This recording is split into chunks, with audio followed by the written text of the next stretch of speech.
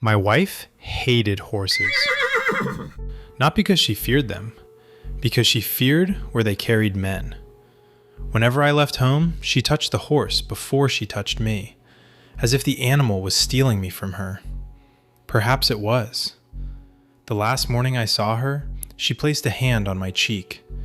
Not dramatic, not poetic, just tired. We had done this before. Campaigns, inspections, escort duty, the life of a cavalryman.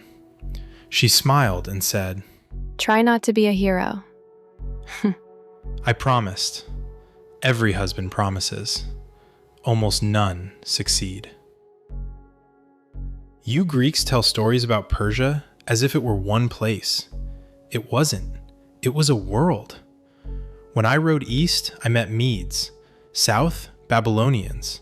Farther still, Egyptians, Phoenicians, Jews, Lydians. Thousands of peoples, hundreds of cities, dozens of languages. One king, the great king, king of kings, lord of lands. The Greeks loved mocking such titles until they saw the size of the empire. Then they stopped laughing. At first, we barely noticed Alexander. Some Macedonian king, another Greek adventurer. There had always been Greeks. Merchants, mercenaries, pirates, philosophers, troublemakers. The sea seemed to produce them endlessly. A young officer near my camp asked, "Do you think he is dangerous?" An older cavalryman laughed. Dangerous to whom?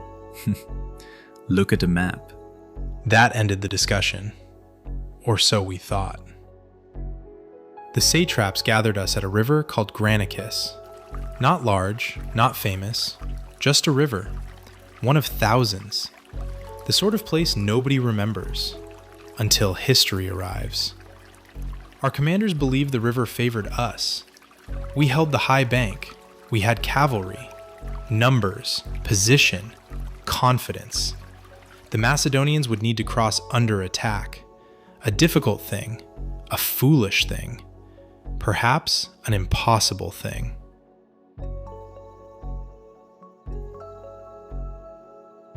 Waiting before battle is worse than battle itself.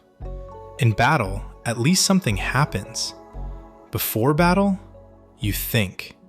Too much. I sharpened equipment that did not need sharpening. Checked straps that did not need checking. Fed a horse that was already full. Anything to keep my hands busy. Anything to silence my thoughts. Across the river, we could see them. Tiny figures, moving, preparing, watching us. We hated each other already. Neither side knew why. I expected barbarians. That is what people said. Half-Greeks from the north, crude, undisciplined. Instead, I saw order, rows, formations, discipline. They moved like soldiers. That worried me. Not much, just enough. The dangerous enemy is never the one people describe. Word spread through our line. The king is here. Alexander. I expected an old man. Kings should be old. His father had been old. Darius was older. Most rulers I knew were older. Instead, I saw a young cavalry officer. Bright armor, fast horse, restless energy. He looked too young, too eager, too alive. A king should have looked heavier, more cautious. This one looked hungry.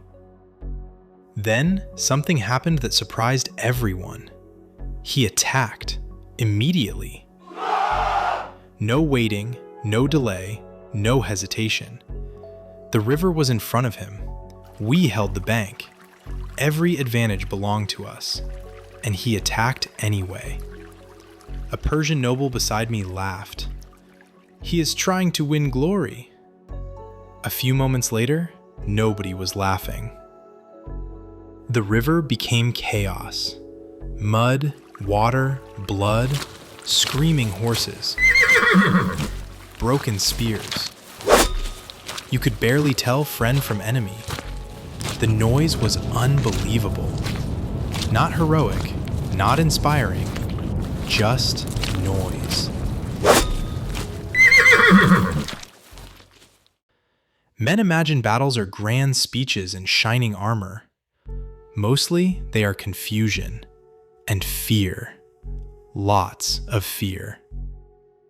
Suddenly, I saw him, the young king, charging straight at us.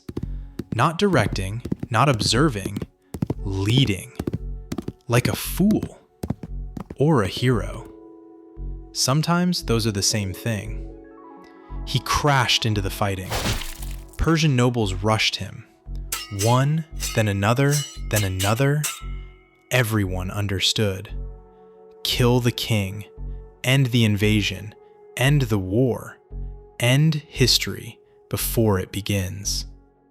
I pushed forward. Not toward Alexander, toward survival. But from where I stood, I could see pieces of it. A raised sword. A shattered spear. A horse stumbling. Men falling. The young king vanished beneath a storm of riders. A Persian commander struck him. Another attacked from the side. A third came from behind. The fighting became a knot of bronze and dust.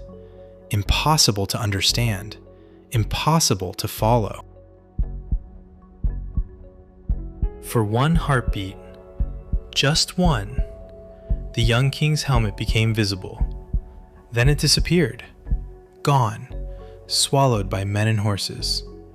Someone shouted, "He's down!" Another voice answered, "He's dead!" The words spread instantly, like fire, like hope, like a lie. The battle continued, but something had changed. The Macedonians did not break.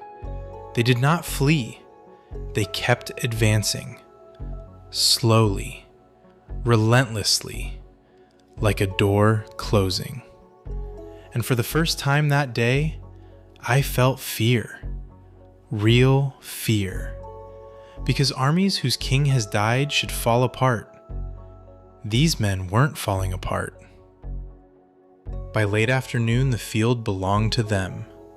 The river, the bank, the dead, everything. The survivors fled, including me.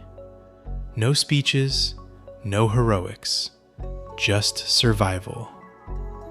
The horse beneath me was covered in sweat. My hands shook, my mouth tasted like iron, and behind me, the invasion continued. That night we made camp far from the river. Nobody slept, nobody sang, nobody joked. The empire had lost, at least for today. Still, there was comfort in one thought, one small hope. The young king had charged into the center of the fighting. We had seen it. We had all seen it. And no man could survive what happened there. Not even a king. Not even Alexander. I saw 3 men strike him. One from the front, one from the side, one from above. I saw his helmet vanish. I saw the place where he should have died. And as I stared into the fire that night, I convinced myself the invasion was over, that Macedonia had lost its king, that Persia had survived. I was wrong.